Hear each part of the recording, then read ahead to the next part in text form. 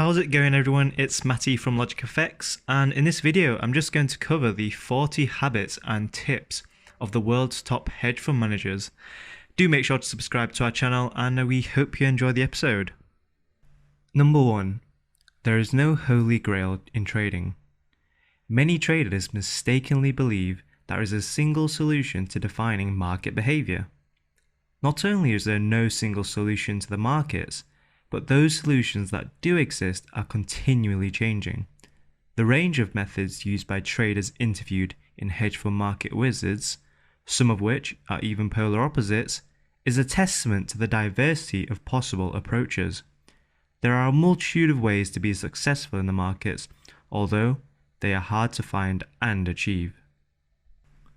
Number 2. Find a trading method that fits your personality. Traders must find a methodology that fits their own beliefs and talents. A sound methodology that is successful for one trader can be a poor fit and a losing strategy for another trader. O'Shea, hedge fund manager, lucidly expressed this concept in answer to the question of whether trading skill can be taught. He mentions, "If I try to teach you what I do, you will fail because you are not me. But if you hang around me, you will observe what I do and you may pick up some good habits, but there are a lot of things you would want to do differently." A good friend of mine who sat next to me for several years is now managing lots of money at another hedge fund and is doing very well. But he is not the same as me. What he learned was not to become me. He became someone else. He became him. Number 3. Trade within your comfort zone. If a position is too large, the trader will be prone to exit good trades on inconsequential corrections because fear will dominate the decision process. As Clark advises, you have to trade within your emotional capacity. Similarly, Vidic warns, limit your size in any position so that fear does not become the prevailing instinct guiding your judgment. In this sense, a smaller net exposure may actually yield better returns, even if the market moves in your favourable direction. For example, Taylor came into 2008 with a large net long exposure in high beta stocks in an increasingly risky market. Uncomfortable with the level of his exposure, Taylor sharply reduced his positions in early January. When the market subsequently plunged, later in the month, he was well positioned to increase his long exposure. Had Taylor remained heavily net long, he might instead have been forced to sell into the market weakness to reduce risk, thereby missing out in fully participating in the subsequent rebound. Number 4. Flexibility is an essential quality for trading success. Highly skilled traders will not only liquidate their positions if they believe they made a mistake, but will actually reverse those positions. In April 2009, O'Shea was pessimistic about the financial outlook, but the market behaviour was telling him that he was wrong. He formulated an alternative hypothesis that seemed to fit price action. That is, the markets were seeing the beginning of an Asia-led economic recovery. Staying with his original market expectation would have been costly, as both equity and commodity markets embarked on a multi-year rally. O'Shea's flexibility in recognizing that his original premise was wrong and his ability to reverse his trading posture turned a potentially disastrous year into a winning one. As another example, May's best trade of 2011 came from shorting dry bulk shippers, a trade idea that, ironically, originated with the premise that these companies represented a buying opportunity. However, when in doing his research, May realized that he was not only wrong, but that he had it exactly backwards. He reversed his original trading plan. Clark emphasizes that good traders can change their minds in an instant. They can be absolutely convinced that the market is going higher in one moment, and is just convinced it is going lower in the next. Number 5. The need to adapt. It would be nice to believe that if you can find a trading methodology that works, and also have the discipline to apply it consistently, then trading success is assured. Unfortunately, the real world is a bit more difficult. Markets change and strategies that work may eventually deteriorate. Good traders need to be vigilant to the possibility that once a reliable approach may lose its value or even become a losing strategy due to changing market conditions. For example, Thorpe was able to maintain the strong return risk of his statistical arbitrage approach by continually adapting it. By the time he got to the third iteration of the system, the original system had significantly degraded. Platt, whose firm Blue Crest trades both discretionary and systematic strategies.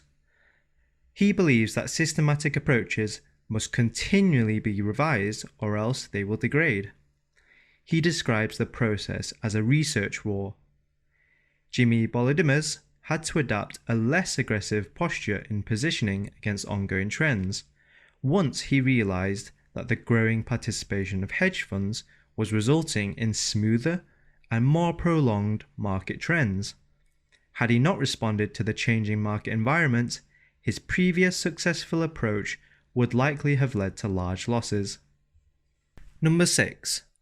Don't confuse the concepts of winning and losing trades with good and bad trades. A good trade can lose money, and a bad trade can make money. Even the best trading processes will lose a certain percentage of the time. There is no way of knowing prior which individual trade will make money. As long as the trade adhered to a process within a positive edge, it is a good trade, regardless of whether it wins or loses, because if similar trades are repeated multiple times, they will come out ahead. Conversely, a trade that is taken as a gamble is a bad trade, regardless of whether it wins or loses, because over time such trades will lose money. Number 7. Do more of what works and less of what doesn't. This core advice offered by Clark may sound obvious, but the reality is that many traders violate this principle. It is quite common for a trader to be good at one type of trade, but to degrade performance by also engaging in trades without any clear edge, whether due to boredom or other reasons. Clark's message is that traders need to figure out what they are best at and then focus their attention on those type of trades. Number 8. If you're out of sync with the markets, trying harder won't help. When trading is going badly, trying harder is often likely to make matters even worse. If you're in a losing streak, the best action may be to step away from the markets. Clark advises that the best way to handle a losing streak is to liquidate everything and take a vacation. A physical break can serve to interrupt the downward spiral and loss of confidence that can develop during losing periods. Clark further advises that when trading is resumed, the size should be kept small until confidence is regained. Number 9. The road to success is paved with mistakes. Ray Dalio strongly believes that learning from mistakes is essential to improvement and ultimate success. Each mistake, if recognized and acted on, provides an opportunity for improving a trading approach. Most traders would benefit by writing down each mistake, the implied lesson, and the attended change in the trading process. Such a trading log can be periodically reviewed for reinforcement. Trading mistakes cannot be avoided, but repeating the same mistakes can be, and in doing so is often the difference between success and failure. Number 10. Wait for high conviction trades. Having the patience to wait for high expected value trades greatly enhances the return risk of individual trades. May, for example, is perfectly content to stay in the sidelines and do absolutely nothing until there is a trade opportunity that meets his guidelines. Greenblatt makes the point that for longer-term investors, placing suboptimal positions may tie up capital that could be applied to more attractive opportunities that arise in the future, or require liquidating such positions at a loss to free up capital. Number 11. Trade because of perceived opportunity, not out of the desire to make money. Towards the end of 2010, out of a desire to reach his minimum profit target for the year, Benedict took marginal trades he otherwise would not have taken. These trades resulted in net losses, and as a consequence, Benedict ended up even further from his intended target. Trading to make money is always a bad idea. Traders should only take a trade when the market provides an opportunity as defined by their own individual strategy. Number 12. The importance of doing nothing. For some traders, the discipline and patience to do nothing when the environment is unfavorable or opportunities are lacking is a crucial element in their success. For example, despite making minimal use of short positions, Daly achieved cumulative gross returns in excess of 800% during a 12-year period when the broad equity markets were essentially flat. In part, he accomplished this feat by having the discipline to remain largely in cash during negative environments, which allowed him to sidestep large drawdowns during two major bear markets. The lesson is that if conditions are not right or the return risk is not sufficiently favorable, don't do anything. Beware of taking dubious trades out of impatience. Number 13. How a trade is implemented can be more important than the trade itself. A good example of this principle was provided by the way O'Shea traded his assumption that the bubble had burst in equities following the initial break from the March 2000 peak. He did not consider short positions in the Nasdaq because of the danger of treacherous bear market rallies. Instead, O'Shea implemented his trade idea via a long bond position, reasoning that a bear market in equities implied that most assets would recede from their inflated levels. This would lead to an economic slowdown and lower interest rates. Even though the stock market ultimately went much lower, if O'Shea had implemented his idea through a short stock index position, there is a high likelihood that he would have been stopped out by the 40% rebound in the Nasdaq index during the summer of 2000. In contrast, the long bond position, which he had implemented instead of going short the equity index, witnessed a fairly smooth uptrend. The trade was highly successful, not because the underlying premise was correct, which it was, but rather because of the way the trade was implemented. If O'Shea had gone short the stock index instead, he would have been correct on his call, but most likely he would have lost money by being stopped out during the steep bear market rally in equities. Number 14. Trading around a position can be beneficial. Most traders tend to view trades as a two-step process, a decision when to enter and a decision when to exit. It may be better to view trading as a dynamic rather than a static process between entry and exit points. The basic idea is that as a trade moves in the intended direction, the position exposure would be gradually reduced. The larger the move and the closer the market gets to a target's objective, the more the position would be reduced. After reducing exposure in this manner, the position will be reinstated on a market correction. Anytime the market retraced to a correction re-entry point, a net profit would be generated that otherwise would not have been realized. The choppier the market, the more excess profits trading around the position will generate. Even a trade in which the market fails to move in the intended direction, on balance, could still be profitable as a result of gains generated from lightening the total position on a favorable trend and reinstating liquidated portions of the position on corrections. This strategy will also reduce the chances of being knocked out of a favorable position on a market correction, because if the position has already been reduced, the correction will have less impact and may even be desired to reinstate the liquidated portion of the position. The only time this strategy will have a net adverse impact is if the market keeps on going in the intended direction without ever retracing to correction re-entry levels. This negative outcome, however, simply means that the original trade was profitable, but the total profits are smaller than they would have been otherwise. So in a nutshell, trading around a position will generate extra profits and increase the chances of staying with good trades at the expense of sometimes giving up portions of profits on trades that move smoothly in the intended direction. Now for Synonymous, trading around a position is a critical ingredient in his overall trading success. Not infrequently, it even allows him to be profitable on trade ideas when he's wrong. Number 15.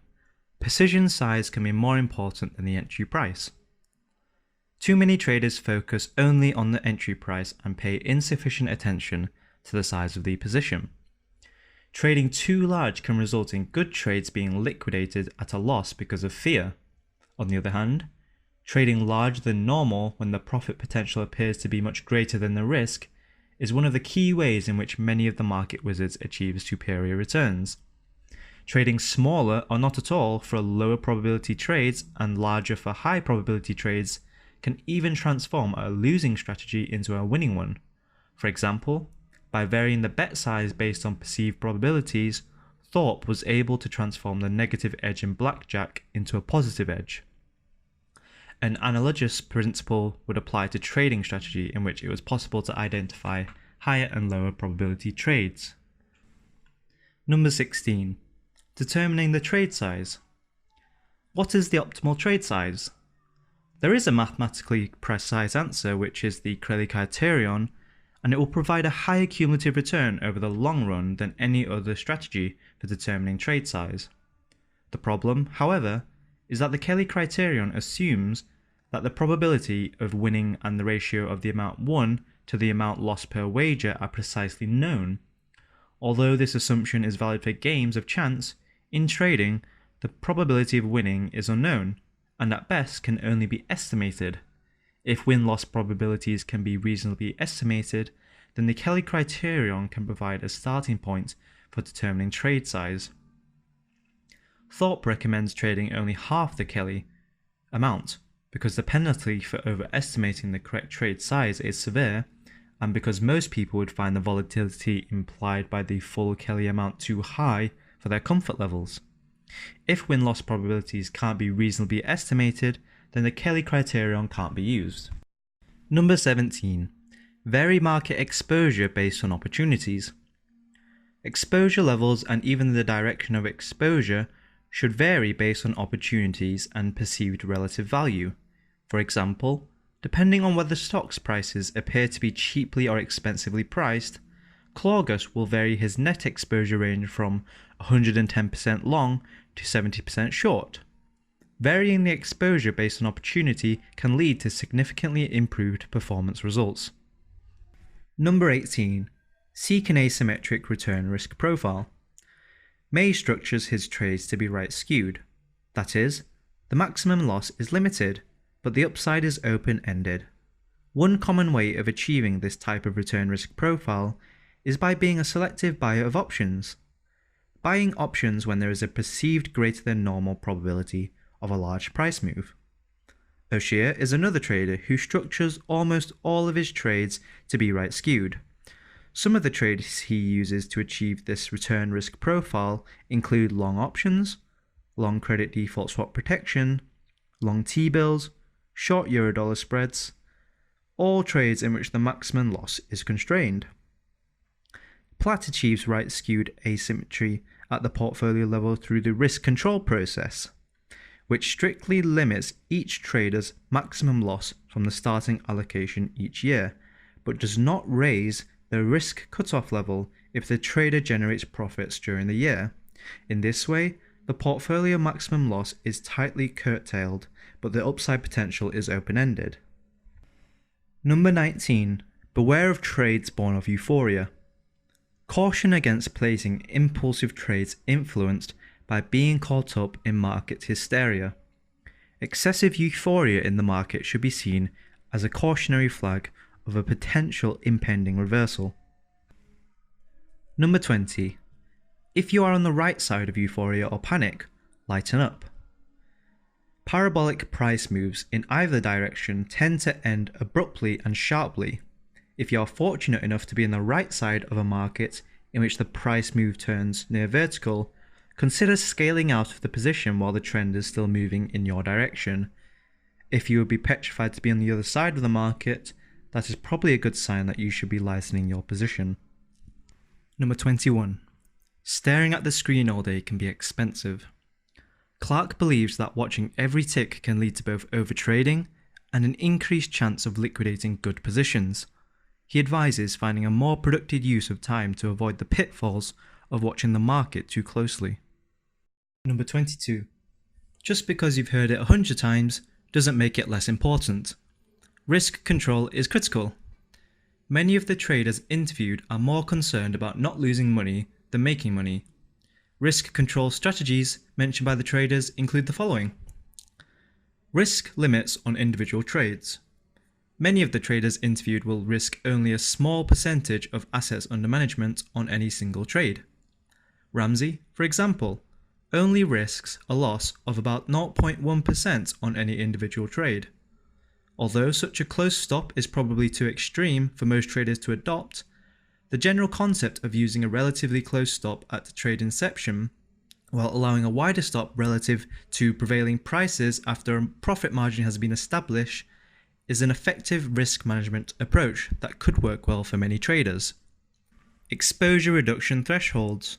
Despite achieving double-digit returns and managing assets in double-digit billions, the Blue Crest discretionary strategy has contained its worst drawdown to under 5% in more than a decade of trading through many volatile markets. The key to this amazing fiat of risk management has been the firm's exposure reduction rules. Blue Crest CEO Michael Platt restricts himself and other discretionary traders at the firm to a loss limit of 3% before the exposure allocation is cut in half. A loss of another 3% leads to the removal of the trader's entire allocation. These rigid controls severely limit the loss any trader can realize from a starting allocation. The rules encourage traders to be extremely conservative in their risk-taking at the start of each year. As traders register gains, however, they can increase their risk because the original exposure reduction thresholds remain unchanged for the year. In this manner, upside potential is open-ended, while downside risk is severely curtailed. Barring huge overnight gaps in the market, larger losses can occur only through the surrender of year-to-date profits, rather than losses of original capital. Benedict utilizes a similar risk management philosophy. Anytime he approaches a 2.5% loss in any given month, he significantly reduces net exposure and continues to trade in a smaller size until the loss is recovered. In this manner, he severely constrains his potential loss in any given month. Position size adjustments for changes in volatility. As examples of this approach, in 2008, both Woodruff and Clark cut their exposure levels by approximately a factor of 4 in response to the steep increase in volatility. Trade-dependent risk controls. Some trades are inherently risk-constrained, whereas others have open-ended risk. In recognition of these differences, uniform risk controls across all trades may not be appropriate. For example, when Thorpe implemented arbitrage trades that had a well-defined maximum theoretical risk, he did not consider reducing exposure if the position went against him. In contrast, when he employed a trend-following strategy, in which the trades were directional and the risk was open-ended, he made exposure reduction on drawdowns part of the methodology. Number 23. Don't try to be 100% right. Almost every trader has had the experience of the markets moving against their position sufficiently to raise significant concern regarding the potential additional loss, while still believing the position is correct.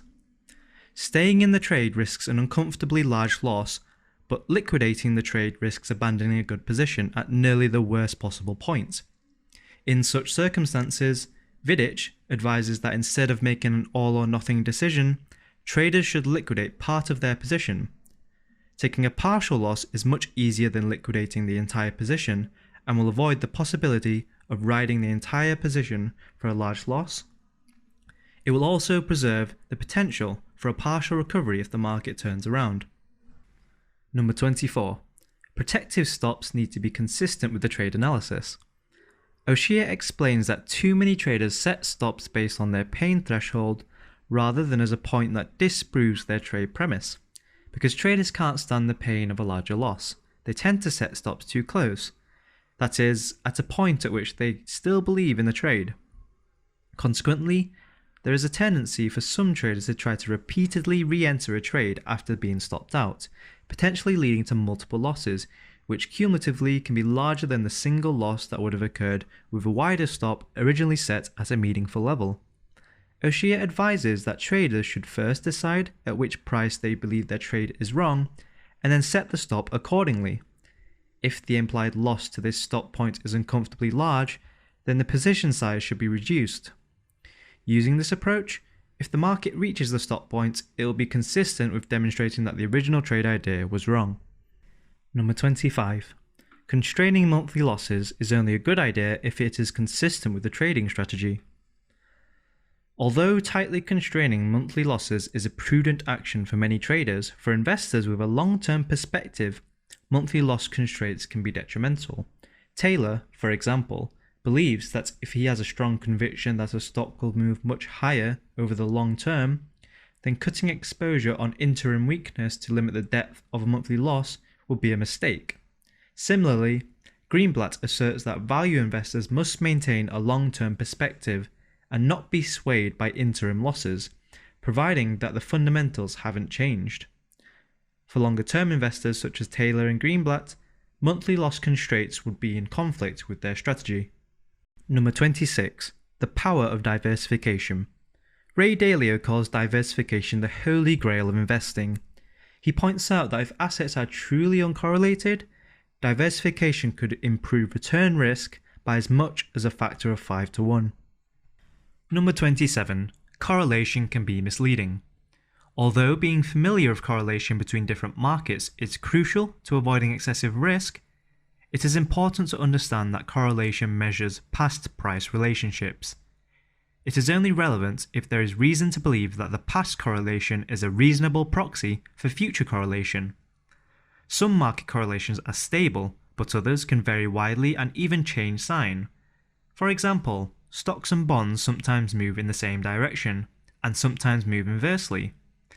If correlation is used during such a transition period, it can be worse than no information at all, because it can lead to the exact wrong conclusions about the future price relationships and risk. Number 28. The price action in related markets can sometimes provide important trading clues. For some traders, such as Benedict and Ramsey, the interaction of price movements in related markets is a critical input in their trading decision process. Although the price action in other markets can be important, there are no set rules in how such price action should be interpreted. Sometimes, one market may tend to lead another. In other situations, two markets may move in tandem, but then begin to move independently, a price behavior change that may provide directional clues. As an example, after years of correlated price movements in early September 2011, equity prices rallied, but commodity prices weakened. Ramsey read the failure of commodity prices to respond to equity market strength as a signal of impending weakness. During the second half of September, commodity prices and commodity-influenced currencies plunged.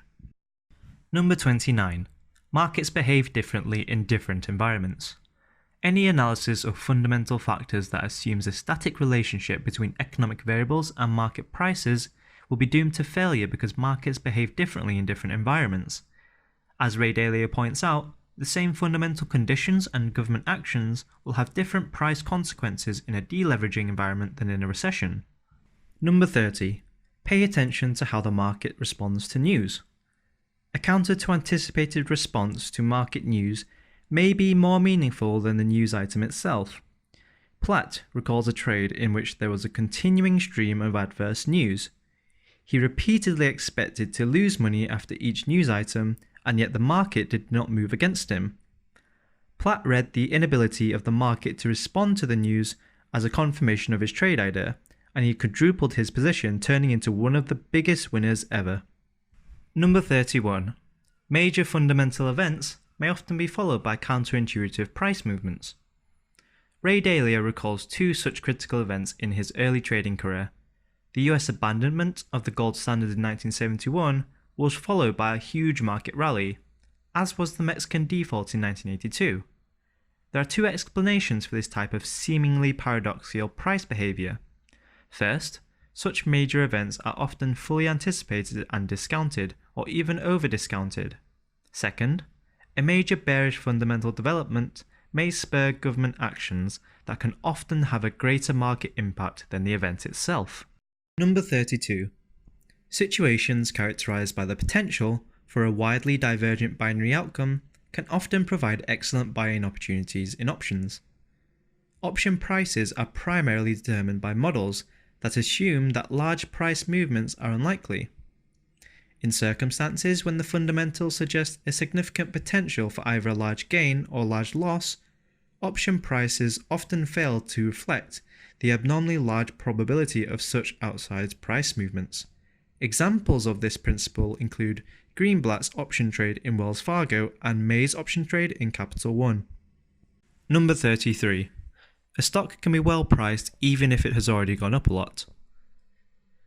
Many traders miss participating in the best opportunities because they can't bring themselves to buy a stock or a market that has already seen a large move up.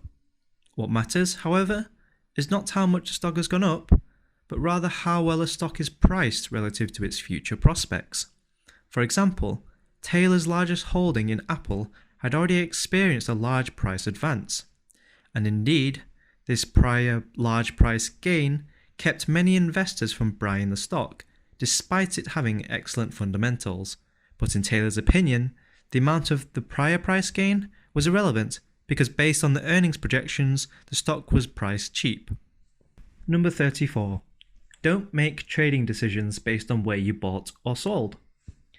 The market doesn't care where you entered your position. When Vidic felt that a stock that had just fallen all the way back to where he had bought it and it was going lower, he just got out, not letting his entry level affect the trading decision. Number 35. Potential new revenue sources that are more than a year out may not be reflected in the current stock price. Claugus likes to look for a situation where a company will recognize new revenue sources 1 or more years out because such future potential earnings are frequently not adequately discounted or discounted at all by the current price. Number 36. Value investing works. Greenblatt has demonstrated that value investing works both through a long career as a highly successful trader using value principles and through rigorous computer-based research. The catch is that although value investing works over the long term, there are times when it works poorly.